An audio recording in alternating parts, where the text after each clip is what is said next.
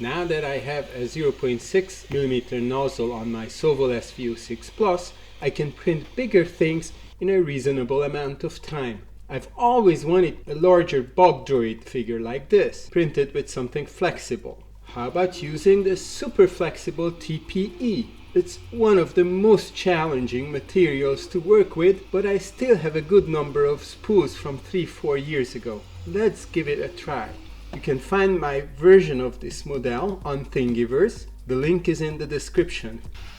For the few white components, I will use the PLA that came with the printer. This time, I started in Fusion 360 because I wanted to make the eye sockets deeper for a better fit without using glue. Did you know you can import an STL mesh and convert it into a solid body that you can modify? Just make sure to enable Capture Design History since it gets disabled. I selected a triangle-shaped face in the center of one of the eyes, created a sketch in its plane, and by pressing P, I projected the circumference of the eye onto the sketch. Then, I extruded it 1.4mm deeper, cutting into the model. I'm not sure if this is the best way to do it, but it worked. Afterward, I exported the new model as version 2. I also made some adjustments to the arms I created 4 years ago to make them easier to print without supports, which are a big no-no when working with flexibles. Now, let's move on to Cura. I will start with the head, but magnify it to 150%. I want a big droid. I'll select the 0.6mm nozzle variant of my printer. If you want to know how I set it up, check out my other video linked above. I already had a profile for TPE, but I plan to make some changes. Someone recommended using the backside of the build plate, and others suggested not going higher than 50 degrees for the bed temperature. I tried these suggestions, but it wasn't a good idea. The part started to lift from the bed after just a few layers. So I'm going back to my old settings, but I'll update them for the 0.6 nozzle. The 90 Celsius PEI worked well enough last time. I like the suggestion of not using any cooling for TPE. I was hoping it would shrink less and adhere better to the bed without cooling. However, it didn't start well. We do need at least 50-60% fan speed with my modified blower. Otherwise, we get these crumbs instead of proper infill. At least it could be saved by adding the fan during the print. Okay, the head printed well.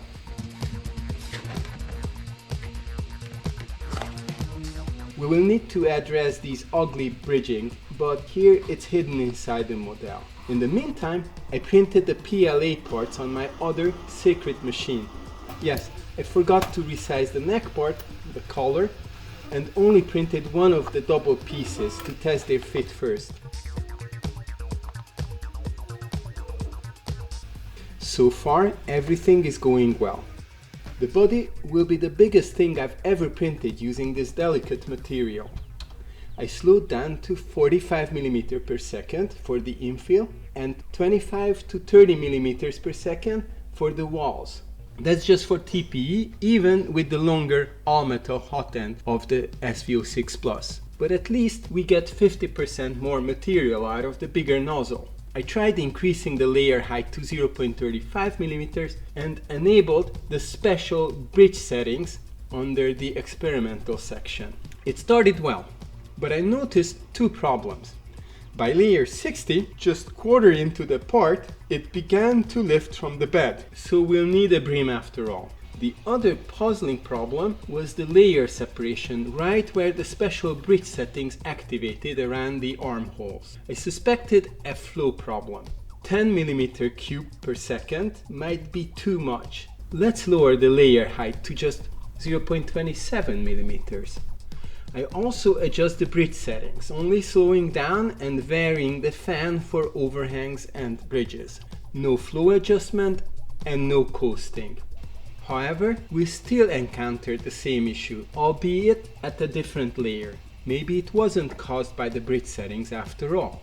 I kept watching, and noticed that the issue had more to do with the extruder's ability to pull the filament off the spool. At certain angles through the filament runout sensor, it was really struggling to pull it at the required speed. Even though I had already tightened the tensioner screw on the extruder, I tightened it a bit more.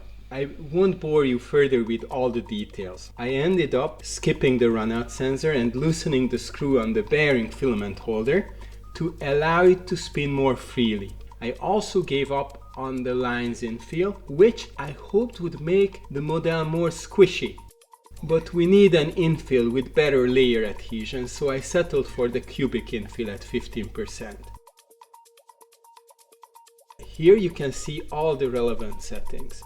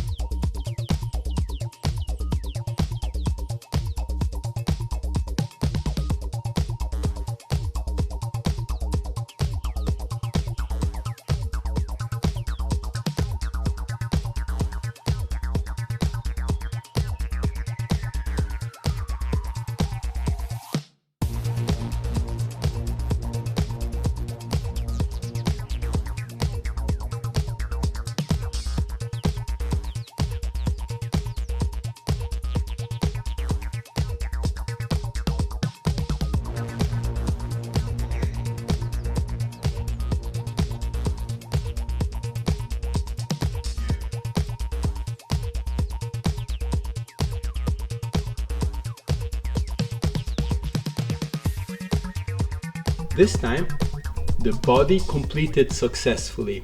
Finally, it's quite impressive to print such a big part from TPE, and 4 hours is not a bad print time. After such success, I think I got a bit too complacent. Halfway into printing one of the arms, I encountered my second spaghetti incident on this printer. Fortunately, I got it in time. We'll need to add brims to these arms too. It's not ideal because brims in TPE need to be trimmed with scissors, but it's doable. What a trip! I knew it wouldn't be easy, and it wasn't. But now, you and I have all the settings for successful TPE printing on the Sovol SV06 Plus. Please reward my efforts with a like on this video and subscribe if you haven't already. TPE is more flexible and often cheaper than TPU. When printed with a 0.6mm nozzle, we can realistically print even bigger parts. There could be faster printers available on the market, but the extra long all-metal hot end and planetary direct drive extruder on the SV06 Plus makes it one of the best budget printers to print flexibles, even TPE.